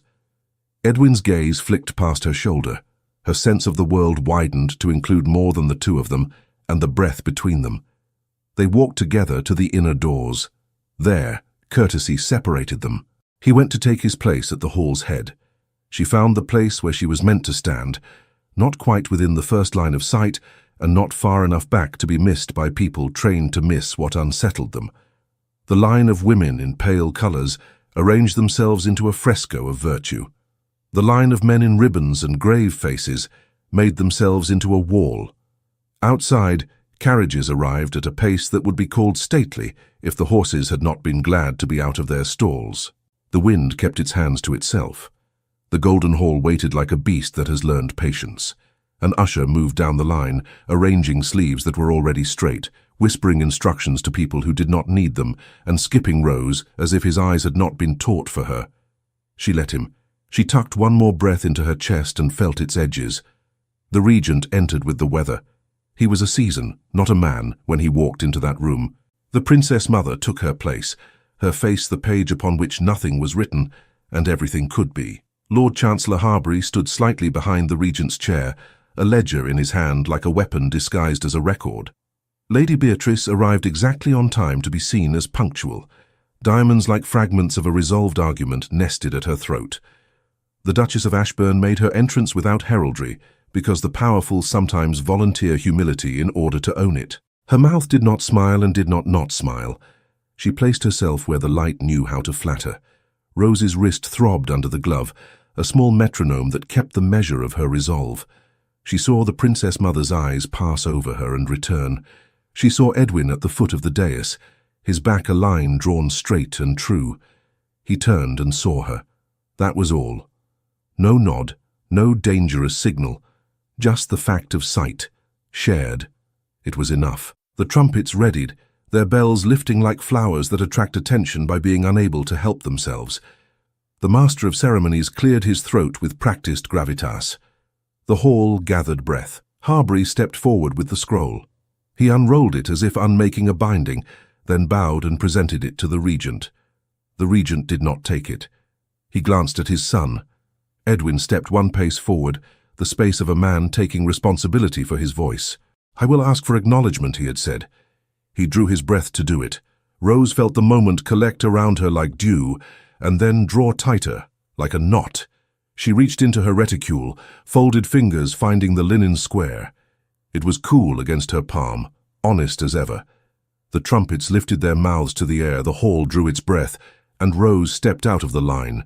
She did not hurry. Speed would have turned the gesture into a flinch. She crossed the space between where servants end and history begins, with a step as measured as a clock's. The rustle of silk paused. The breath of the room lifted the fine hair at the nape of her neck and set it back down again. At the foot of the dais, she stopped. The gilded steps looked as if they could not remember a shoe that had scrubbed them. She opened her reticule and drew out the square of linen.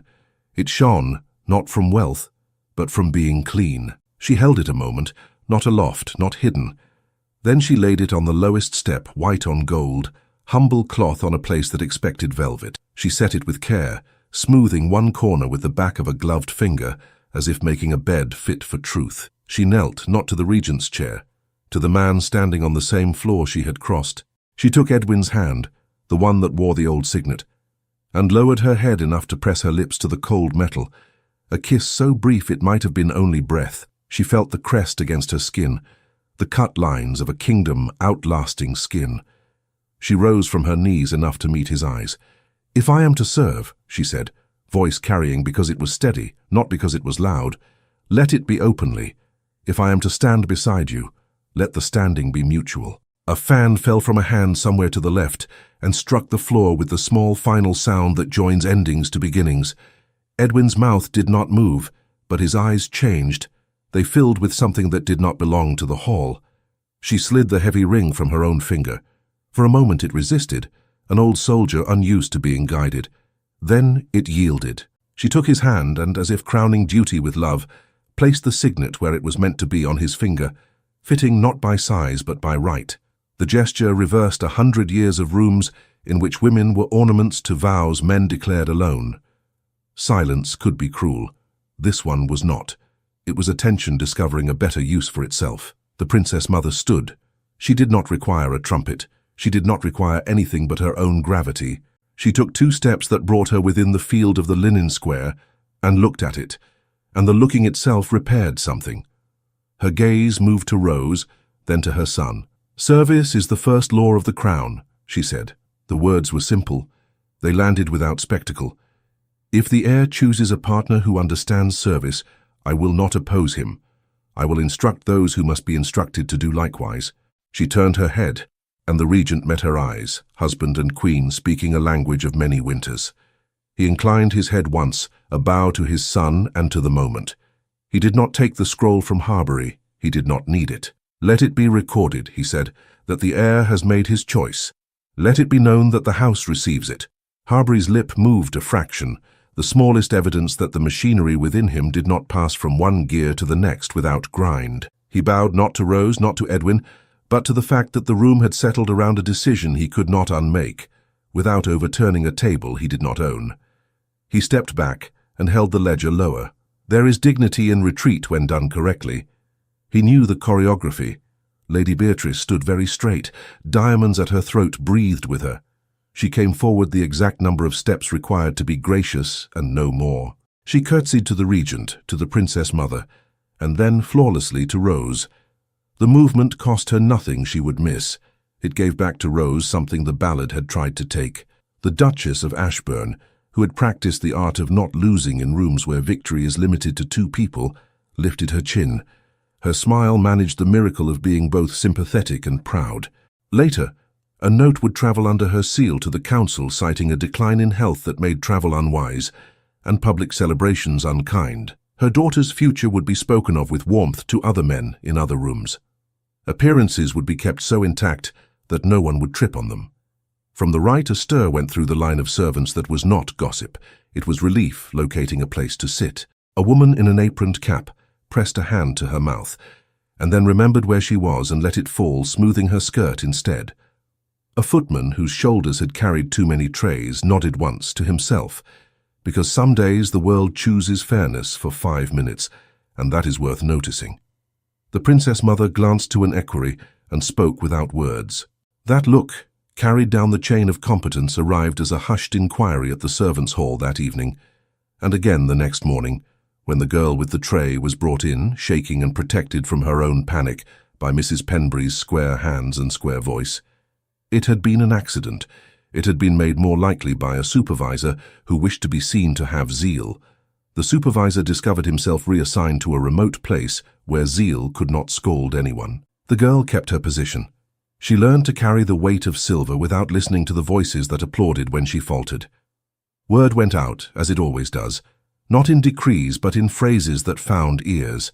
The regent had nodded, the princess mother had spoken. The heir had not only chosen, he had been chosen back. The ballad in Beatrice's rooms learned a new line. A story that had been told to serve as a warning began to be told to children as a puzzle. Which is heavier, gold or linen? The answer pleased those who liked to be clever and comforted those who do not. The court found its manners. It had always had them. Now it used them for their purpose. Ladies whose smiles had shown too much tooth learned to lower their lips. Men who had coughed at the wrong moments discovered a healthier habit of silence. Conversations sprouted phrases like practical and fitting and example, each one a small bridge over what had felt like a chasm. A bishop observed to anyone who would listen that a marriage without humility was like a prayer without breath. No one argued with bishops in public. Edwin stood with Rose at the base of the dais. He did not raise their hands. He did not make a picture for painters. He turned slightly so that when he spoke to her, the room could not claim ownership of the words. "Thank you," he said. "I did not do it for thanks," she answered. "I know," he said, "that is one reason I mean it." The princess mother descended one step and then another, making of the movement not a concession but a teaching. She stopped beside the linen square. "Miss Hartwell," she said, using the name as if it were a door she opened with courtesy. "You will find the household capable of being improved. You will also find it capable of improving you. Permit both." "I will try," Rose said. She felt the place at the base of her thumb pulse against the glove. She did not press it.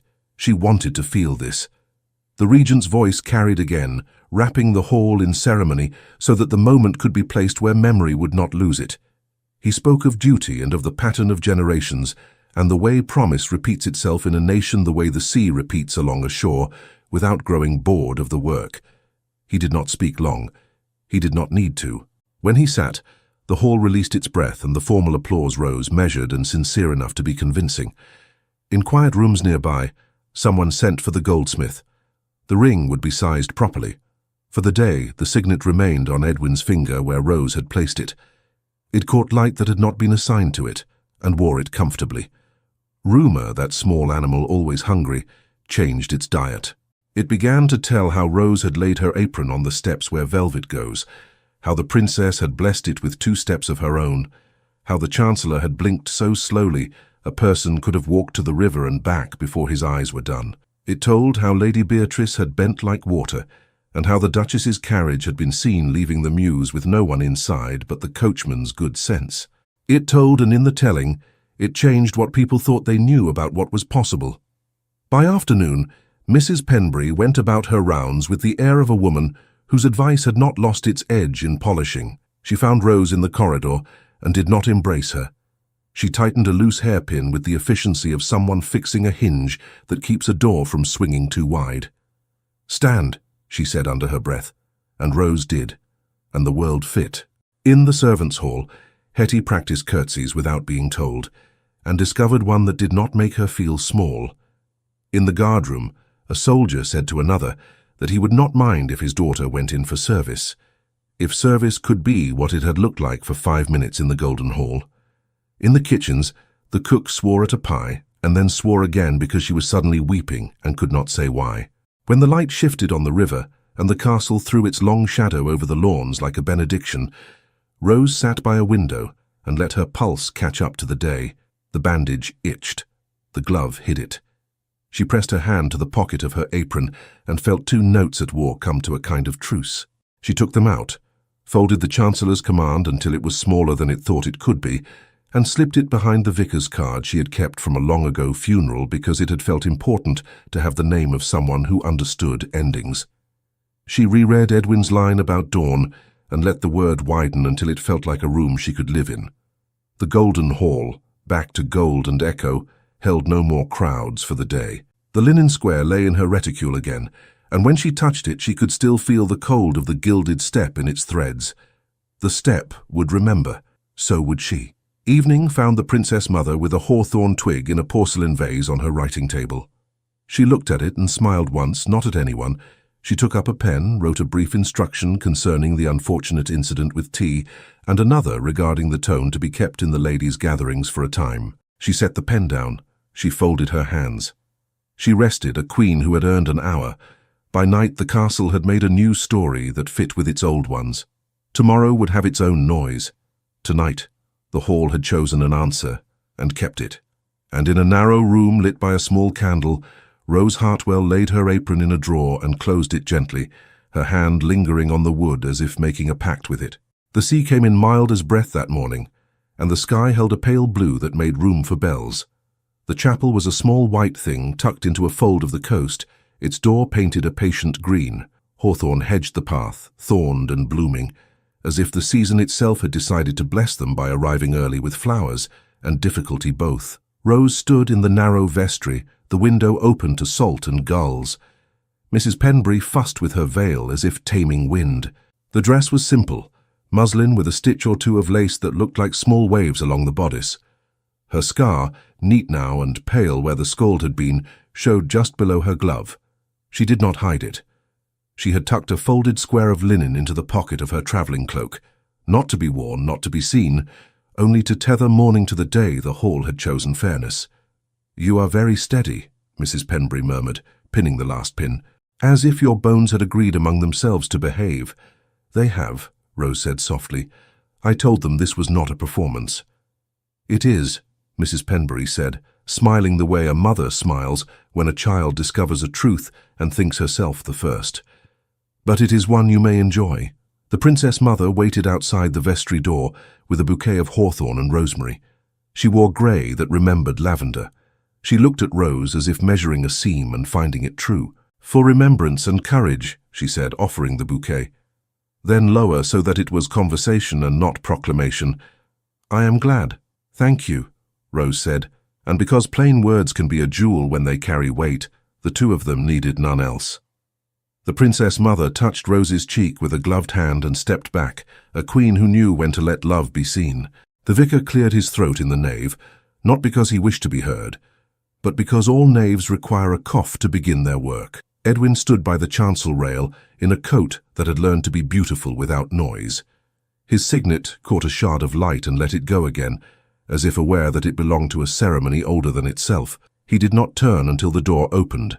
When he did, his face became the place where she would live. Rose walked on the arm of no man, and every morning she had survived. She came down a short aisle that might as well have been the length of her life and stopped beside him. He leaned a fraction, hardly anything, enough to say without the risk of speech, "I am here." The service took words that had been said by thousands and made them theirs.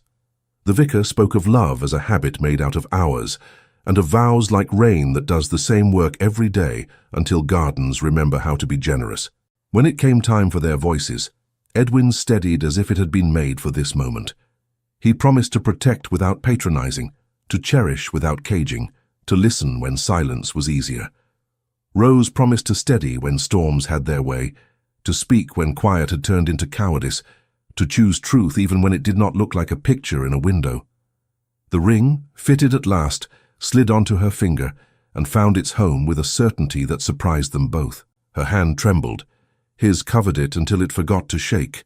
When the blessing fell, it fell like soft weather, and the amen felt like a door opened onto plain ground.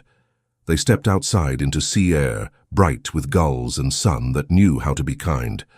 No parade waited, only a handful of faces that had earned their right to be near. Mrs. Penbury's eyes shone like polished pew ends. The princess mother watched with a composure that did not hide joy. A hawthorn twig shook in her bouquet as if agreeing. A loyal footman who had once sliced his palm on a decanter and been given vinegar by a new maid wiped his eyes with the back of his hand and pretended the wind had meddled with him. "Well," Edwin said, voice low, as if testing how the word would sound when it was not followed by should or must. "Better than any room," Rose said, "because the ceiling is the sky." He laughed, a sound like a man who had looked at duty for years and finally saw its friendly face. He looked toward the shore, where the tide was leaving patterns like lace on sand, then back at her. "Walk with me," he said, "as you are." "Always," she answered, "as I am." They went down to the pebbles, shoes in hand, the cold stinging them awake and alive. He told her the names of the ships he could see. Cutter, yawl, sloop, words that liked their own precision. She told him the names of herbs that grew along the cliff. Thrift, sea campion, scurvy grass, words that survived by paying attention. He bent to pick up a small flat stone and skipped it once. It hopped and sank, perfect in its modesty. He held out his hand then, palm upward, without the weight of ceremony, the simplest of offerings. She placed her fingers in his and did not take them back. The evening found them at a modest inn, whose windows looked out on a harbour that was not trying to be beautiful, and therefore was. The wedding meal was a stew that had learned patience on a low fire, bread with a good crust, a bottle of wine chosen for the day rather than for a list. The vicar raised a glass and sat, Mrs. Penbury raised none and sat. The princess mother sipped like a woman used to counting sips, and set the stem down with a smile that would be remembered by the innkeeper's wife to the end of her days. Later, in the small room meant for two, the air was warm with candle and quiet. Edwin stood at the window with his coat off, his shirt open at the throat, a man without witnesses. Rose placed the folded apron in the drawer of the writing table the inn provided, as if to say, "This object tells the truth about the path we took." She ran a fingertip over the wood once, as if sealing a pact with grain and time. He turned. "Do you miss it?" he asked. "Not the work, the safety of the old meaning, the way a task keeps a person upright. I do not miss erasing myself to make rooms smooth," she said. "Work I will always have. Today proved it." She lifted her bandaged wrist. He crossed the room at once, not with worry, but with the focused care of a man who knows pain when it belongs to the person he loves. He took her hand, unfastened the glove, and kissed the scar, not to heal it, not to erase it, but to admit it. "It will fade," he said. "I hope it does not entirely," she answered. "It keeps me honest." She looked at his ring, big with history and quiet now on his finger. "And that keeps you. That keeps me," he agreed. "The ring, and the woman who placed it there." He kissed her then, not greedy, not hesitant. A question asked and asked again, because that is what love does with time. She drew him closer by the simple act of standing where she wished to stand. Passion lived in small choices. The way his hand cupped her jaw and then fell to her shoulder and stayed. The way her breath found his and matched it. The way they both smiled when they remembered they had the right to forget the world for an hour. The window made a square of moonlight on wood. The sea made a sound like consent against the quay. They rested their foreheads together when they parted a little, as if checking the fit of a life. "Tomorrow," he said, already knowing the answer. "We go back." "Yes," she said, "we go back to teach mornings to behave." When they returned to the castle, it received them not as a spectacle, but as a place newly apprenticed to truth. The household had learned its steps and did not stumble over them as often. The princess mother's writing desk kept its hawthorn twig, replaced with a fresh one when the old had finished reminding. In the servants' hall, Hetty tied her apron with a firmer hand and passed on 2 rules to the youngest. "Count to 3, and do not let laughter decide who you are. In the ladies' gatherings, the tea is poured to the brim a little less often, and when it is, someone says gently, 'That will spill,' and another answers, 'Then let us make room.' Dawn lessons did not stop. They changed shape. Rose and Edwin took them together in the orangery or in the library, under lamps that made puddles of gold on blue cloth. He taught her the language of papers that move countries 1 inch at a time. She taught him the language of rooms that look empty and are full of feelings that will not sign their names. He discovered that the right question can move a man who believes himself a stone. She discovered that patience is not a silent thing, but a practice of speaking at the right time. He apologized badly twice to a gardener, and once perfectly to a laundress. She scolded one earl in the tone she used to save a pot from boiling over, and watched him lower the heat. There were balls. They danced one set per night together, and then surrendered to duty with a grin they did not hide. He kept his stride a hair shorter to keep their steps in ease. She found that a waltz is made of balance and trust, like almost everything else. When music stopped, he looked for her first, not because he doubted her, but because the habit of finding each other had become his most useful method of breathing. In a drawer in her new writing desk, the apron lay folded, not to be forgotten, not to be displayed like a relic. She opened the drawer on hard days and let the sight of it lift her ribs enough to make room for air. On good days, she opened it for gratitude. The signet's weight on his hand reminded both of them to choose service over spectacle, when the choice tried to hide behind pretty words. Once, in the Golden Hall again, this time for a small ceremony that had made it into the calendar, because the Princess Mother had that power when she wished, Lady Beatrice crossed to Rose with a curtsy that had lost its edge. "We are all," Beatrice said, smiling slightly, "learning at last." Rose curtsied in return, neither deep nor shallow. "We are," she said, and meant it. Beatrice laughed low. "Do be kind to our slowness," she murmured. "We were taught marble instead of muscle." "I will be kind to your trying," Rose answered. The two women did not become friends. They became something steadier, participants in a new rule. Years would come, and with them tasks, and with tasks, small accidents and corrections. People would change their minds slowly and swear they had always believed such things. Children would be told the story of the apron on the step and ask, puzzled and pleased, if anyone had really thought cloth and gold could not converse. But before years there was that first wedding day, and the walk to the sea, and the vow spoken in a chapel with salt in the air. And now to you who listened, there will always be halls that prefer the shine of surfaces to the shine of souls. There will always be voices that laugh so that they do not have to see. Courage is not thunder. It is the breath you take before stepping where no one like you has stepped, and the next breath when you are looked at for doing it. Choose the life you can live with when the crowd goes home and the room is dark. Find the hand that steadies you and offer yours to steady in return. If you do, you will teach even golden rooms to listen, and love will feel in any century like a door quietly opening to let you through. Thank you so much for listening to this story all the way to the end. We hope it moved you as much as it moved us while telling it. We'd love to hear your thoughts. Leave us a comment telling us where you're listening from and what you liked the most. Rate this story from 0 to 10. What score would you give it? If you enjoyed this story, don't forget to subscribe to the channel and leave a like as a show of support. That really motivates us to keep creating and sharing more stories full of emotion and life lessons. And before we go, we want to remind you that an exciting and heartwarming story recommendation will appear on the final screen. If you'd like to enjoy it, just click on the video. Thank you once again for being here, and we'll see you in the next story.